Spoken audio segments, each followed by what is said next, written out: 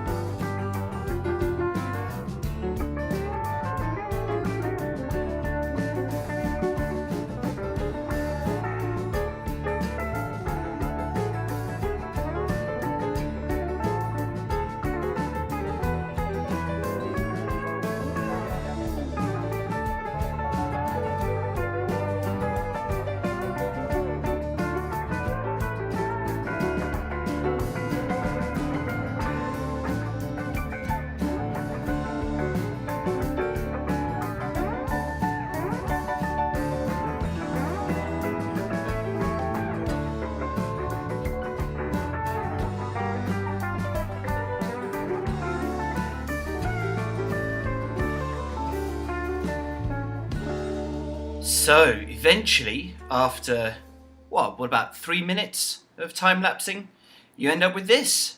A massive tank that fills with guardians. They then sink down and so go through the fence gates behind the sandstone there. They fall into the water streams, pushing in from each side to a central water stream, which then takes them down into a killing chamber. So through 3 loads of lava, a spare pair of fence gates, which is just there because I had a different killing mechanism at the start, and down to here. So let's go and have a little look. If we press this button to the left, that turns on the water at the bottom, which means they can fall without dying.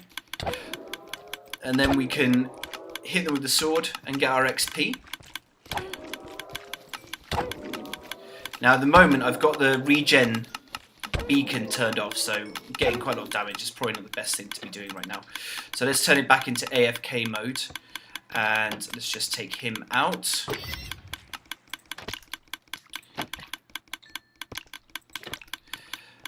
So yeah, as you can see, we have a working guardian farm. It's very noisy because the droppers have to be pretty much constantly running.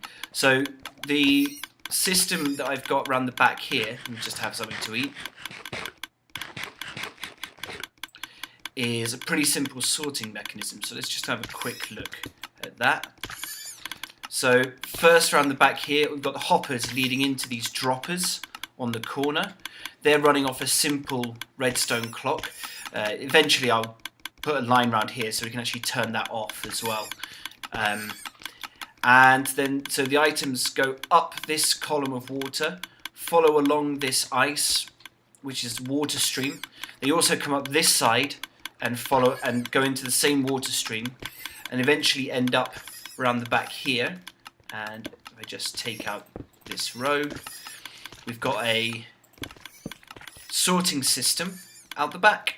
Now, because the amount of items is actually quite a lot, what I decided to do was to have the double chests sideways on compared to the sorting system. Then this allows these to be separated. So if we get a lot of items coming in here, there's no chance of the signal bleeding over into the sorting system next to it. So hopefully that should mean we shouldn't run into too many problems. And then just at the end, right down here, the water drops straight down into just a lava bucket, basically. So we can see the chests here. We've got the prismarine crystals in these two columns. We've got prismarine shards in these two. And then we've got cooked cod in these two. Up the top, so I've been slowly digging away at this, and I would like to put something inside. I haven't quite decided exactly what I want to put in here yet, but eventually this will be something in here that will hopefully look pretty good. But more importantly, there's also going to be something right at the top up there. So let's see if I can take off.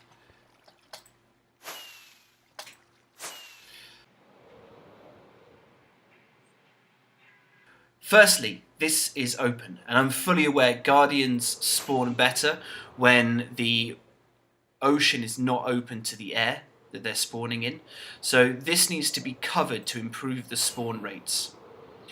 But also, I would like to put something on top of here. Something that's going to look pretty special, I hope. So let's go and take a look at what I'm planning. Right, welcome to my creative world. This is not a place that anyone's ever seen before apart from me and my dog. So as you can see, this is where I kind of sketch out my ideas before I start building them in the survival world. I only really do that for bigger builds, because smaller builds I quite like doing it in survival and making it up as I go along. But you can see over this side we've got the winter palace and some of the designs that came before the one that actually made it in, and then obviously the actual palace itself. And over on the right hand side we've got the landscaping competition scenes, the tree, the water feature and the flower garden. Which reminds me, if you have not yet entered the competition, please make sure you do so before the end of this week.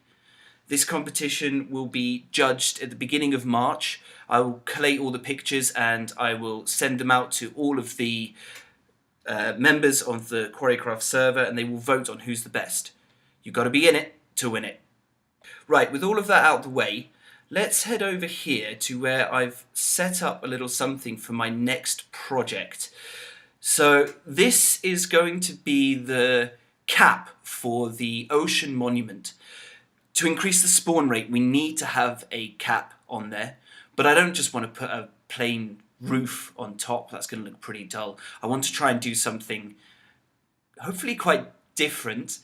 My plan is that I want to make a sea creature on top of the sea and going into the sea that also acts as a roof for that building.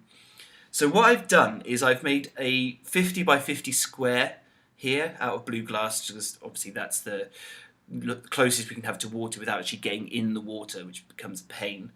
And what I'm going to do is try and lay out a design on here. But before I do that, what I always like to try and do is to make a bit of a palette. Now, I am thinking of doing a kind of turtle kraken type thing. So up in the corner here, you should be able to see as a picture that I'm kind of using as inspiration. I'm not going to try and copy it exactly, obviously. It's going to be Minecrafted. But that's kind of the inspiration. So what I want to try and do is pick some greens and some browns. Obviously glowstone was probably going to provide the light there, as well as stop and making it spawn proof.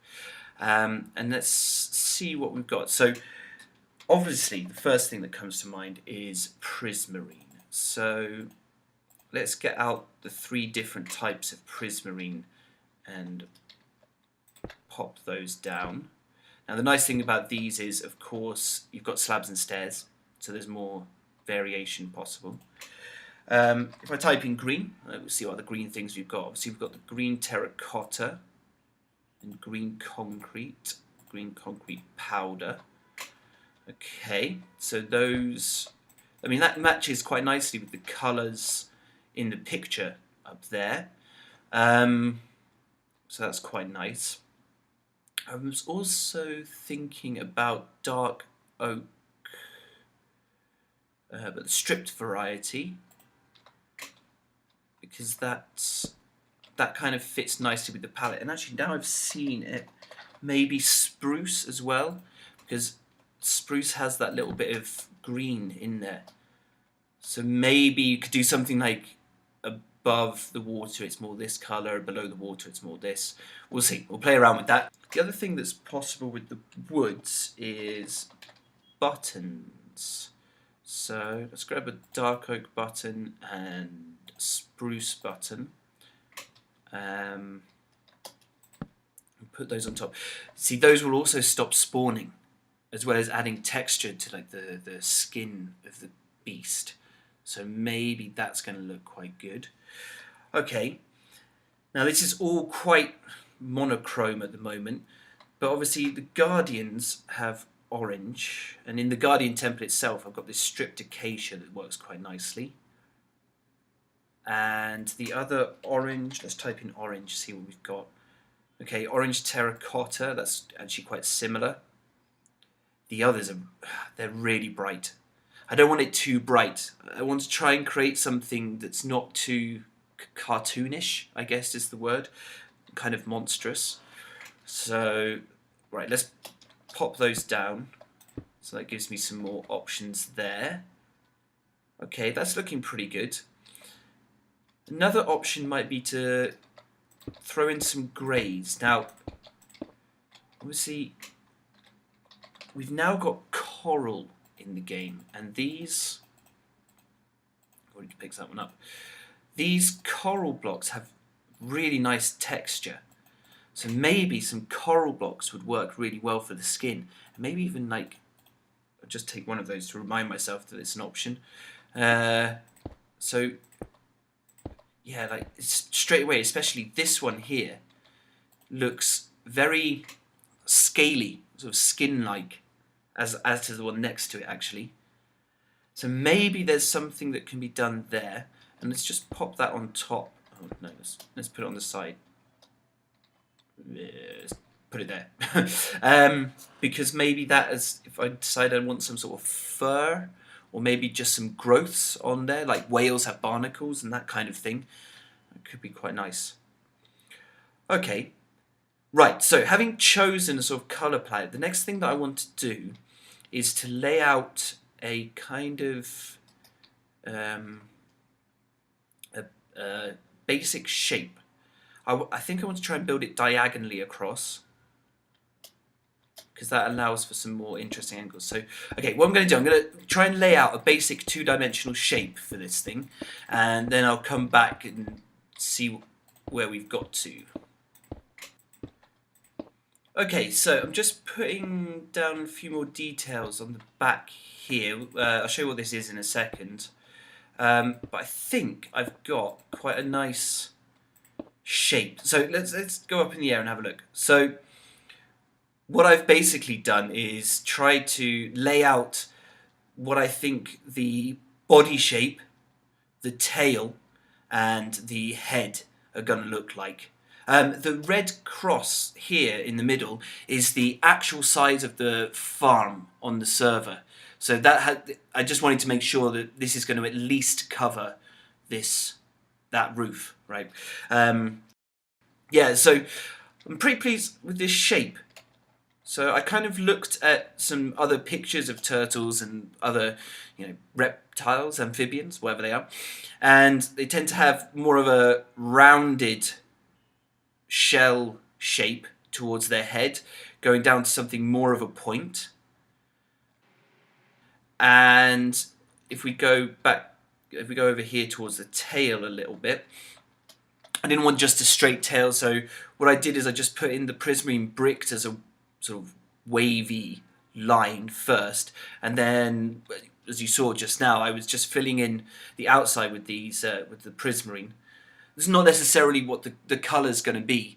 I've just chosen these colours so I can distinguish the different parts. So obviously this is clearly the tail, clearly the body, clearly the head, right?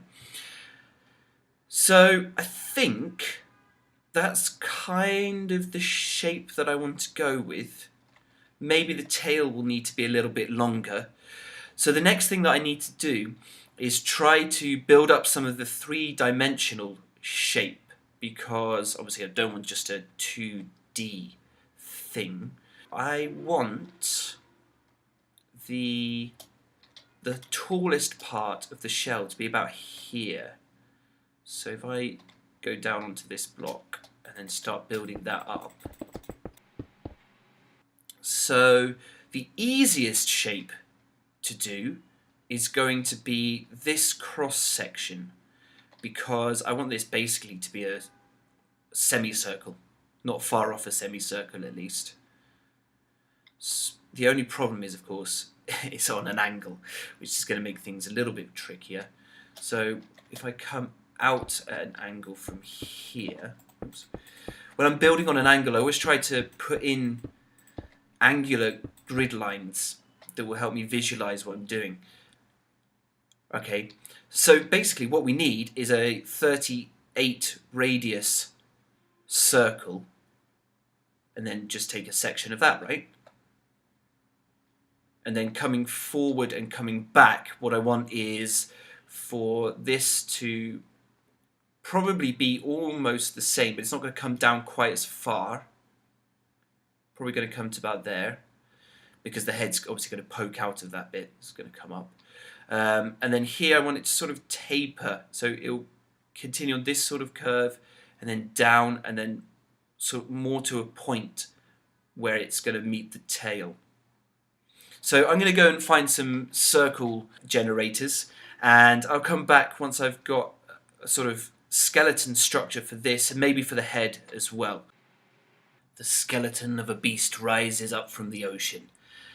I just wanted to do a quick zoom by of the skeleton. I think it's looking really good. It's really got the shape that I was looking for.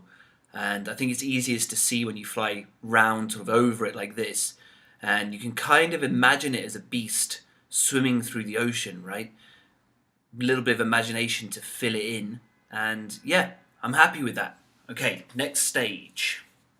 So I have been playing around a little bit. So I've fleshed out the head, as you can see, and I've tried to concentrate on a bit of texturing and the facial features. So I've got the eye, which I'm pretty pleased with. So if we just fly back a little bit here, actually. As you move around, the eye follows you around, which is pretty creepy, and it's done by having this end rod set back from the eyelid, right? So this is deeper so that when you move around, it appears to be following you, which is a really nice effect and something I've done in the past. I thought I'd try and replicate. I tried it with torches and redstone torches. I think this is probably the best. Don't know, probably play around with that. Other facial features wise, I mean, little nostril, and pretty pleased with this mouth as well, actually. This came out really nicely with the dark prismarine as the lips, and I've just put black concrete behind for now, although looking at it, I might be able to put something like some teeth in there using the end rods again. Some things I'm not so sure about at the moment. the back of the shape of the head here. I don't know if maybe the neck should be coming up from earlier, so this sort of meets without this sort of rounded part here. And I was sort of playing around with this idea of having sort of horn on the top. It doesn't work so well in Minecraft because of the limitations of the kind of blocks we can use.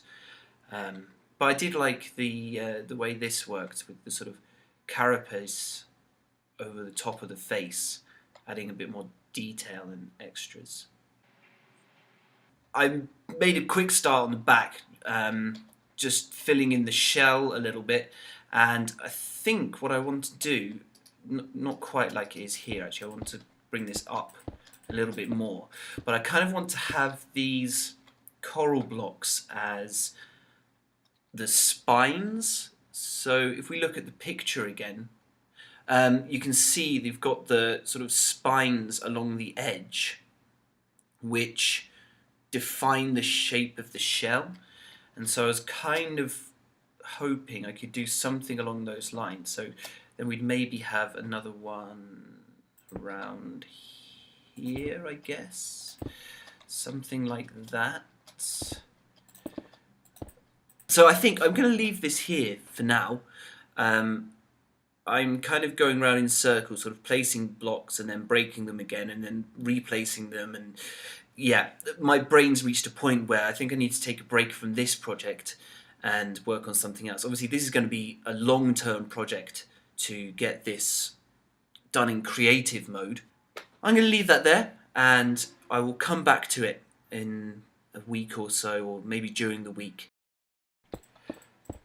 Right, so I'm just doing the final stage in terms of getting the Guardian farm working fully, and that is just to put the roof over the spawning area, or spawning volume I suppose I should say, for the Guardians, and that should, I think it almost doubles the rate at which the Guardians spawn, and seeing as they were spawning pretty fast before, I am very intrigued to see what kind of speeds we're going to get. So what I'm going to do, once I've put all of these blocks down, I'm going to go and keep digging out that area until my pick is almost dead. Well, I'm going to do a little bit of it now because I've left a load of blocks at the top. But I'm going to mine out that bottom area until my pick's almost dead, and set the beacon back to resistance and regeneration, and that will let me test and see how quickly we can mend a pick. So I will be back with you once I've got this done and some digging, and we can actually test out the farm fully for the first ever time. Right, so as you can see, I now have 2 picks down to around 200 each. So I'm just going to switch the beacon over to resistance and regeneration. Put that in. Okay. It's a nice sound, isn't it? Okay, so now we can head down here. This is not the safest staircase in the world. I've got regeneration. Should probably eat something anyway. Right, so armor off. I'm going to put these close to the sword so that I can switch to them quickly, and turn on the XP mode, and that's pretty good. So let's give them a swing. First one is nearly mended. One more swing I reckon should do it. There we go. So that is the first pick mended, and let's just let it fill up for a second while I regenerate some health. And there we go. So that's 2 picks mended. Just mend my sword while I'm here, and what I need to do now is turn it back onto AFK mode and kill off any of these that have still survived from the XP mode. Let's see, that should do it, I think. not quite. I'll just take these out with a trident.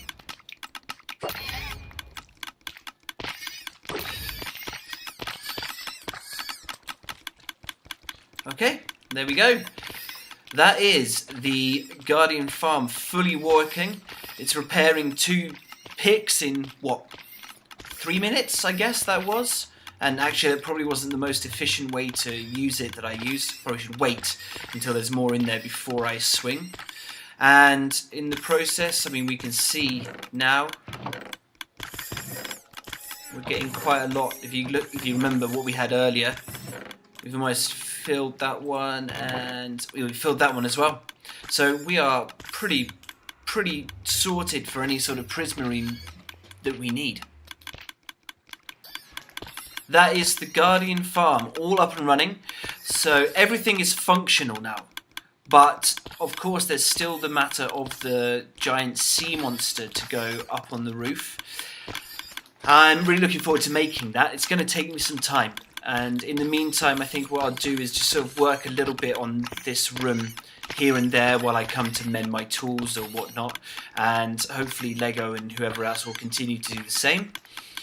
The only thing that remains for me to do is to head over here to tape out some prismarine. Oh.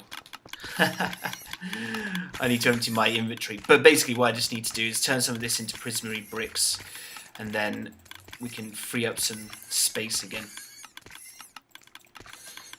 With that, I will wish you goodbye. Take it easy, everybody, and I'll see you next week.